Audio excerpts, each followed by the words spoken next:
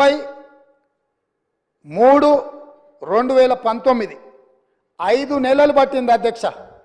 2018-19లో యాసంగి పంట రైతు బంధు డిసెంబర్ 10 నెలల మొదలు పెడితే 19లో మార్చి 30 తారీఖు వరకు వేసింది అధ్యక్ష. 5 నెలలు పట్టింది వాళ్ళకు 2018-19లో రైతు బంధు వేయడానికి.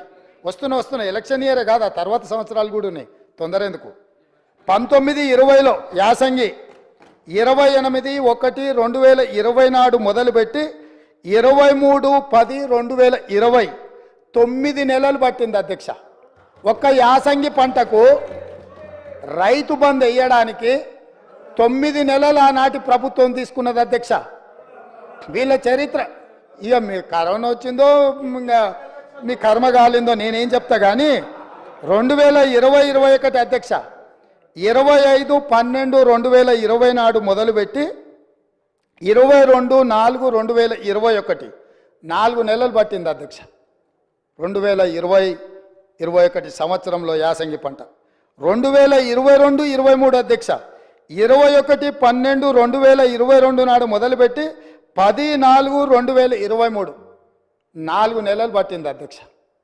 ఒకసారి అడుగుతున్నాం ఎన్నికలు అంటుండ్రు, రెండోసారి అడుగుతున్నాం కరోనా అంటుండ్రు, మూడోసారి అడుగుతున్నాం మా మామ చెప్పలేదంటారు, నాలుగోసారి అడుగుతున్నాం అల్లుడు తిరగనికి పోయిందని చెప్పేటట్టు అధ్యక్ష.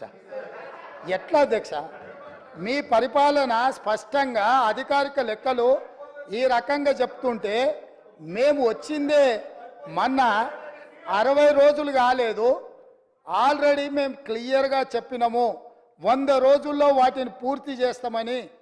అయినా అప్పుడే రైతు బంధు ఇవ్వలేదు అని గగ్గోలు పెట్టి రైతులను రెచ్చగొట్టాలన్న ప్రయత్నం చేస్తే రైతులేమన్నా అమాయకుల అధ్యక్ష? వాళ్ళకి తెలీదా ఎవరి చిత్తశుద్ధి ఏంది, ఎవరి ఆలోచన ఏంది, ఎవరు ఏం చేస్తుండ్రో, ఎవరు ఏ రకంగా వ్యవహరిస్తుండ్రో తెలీదా అధ్యక్ష?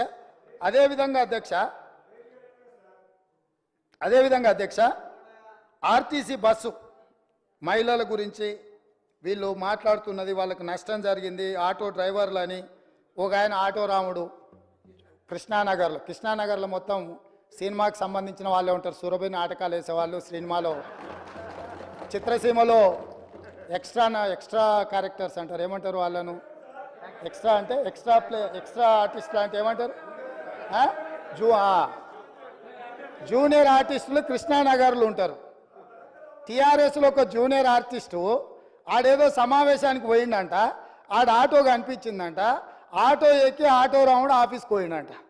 మళ్ళీ దాంట్లో మాత్రము లోపల కెమెరా పెట్టిరు అధ్యక్ష, ఆయన ఎక్కింది దిగింది షూటింగులు చేయడానికి.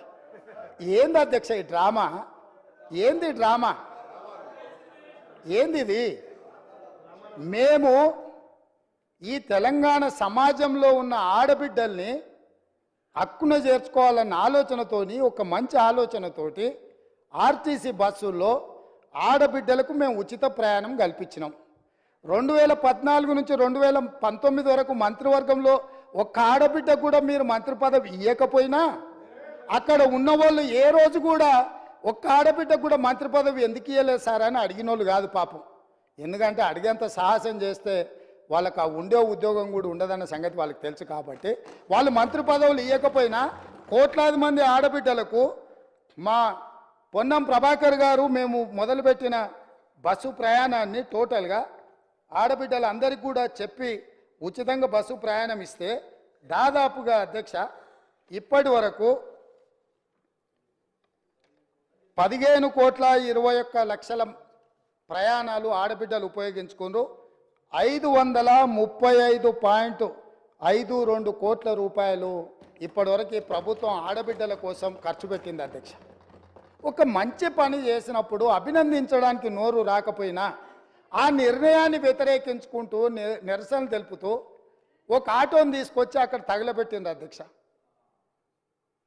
కిరాయి పైసలే వెళ్తలేవు, సంసారం నడుస్తలేదన్న ఆటో డ్రైవరు ఆటో తగలబెట్టిందంటే ఆటో తగలబెట్టడానికి ఎన్ని పైసలు కావాలి అధ్యక్ష? ఆటో రౌండ్ ఆటోలో ఎక్కి తిరిగిందంట, ఆయనకు ఇంకొక ఆయనకు ఆటో ఖర్చులు వెళ్ళదంట, ఆయన తీసుకొచ్చి ఆటో తగలబెట్టిందంట.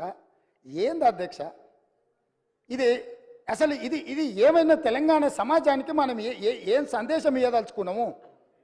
ఇంకొక నటుడేమో 100 రూపాయలు పెట్టి పెట్రోల్ కొనుక్కుంటాడు, కానీ 10 పైసలు పెట్టి అగ్గిపెట్టె కొనుక్కోడు, అగ్గిపుల్ల దొరకదు. కవులకు కళాకారులకు తెలంగాణ నిలయమని మన అందరికీ తెలుసు అధ్యక్ష. కానీ నటులకు కూడా కొదవ లేకుండా పోయింది. ఒక్క నటుని కూడా మెతుకుతే ఇద్దరిద్దరు నటులు దొరుకుతారు అధ్యక్ష.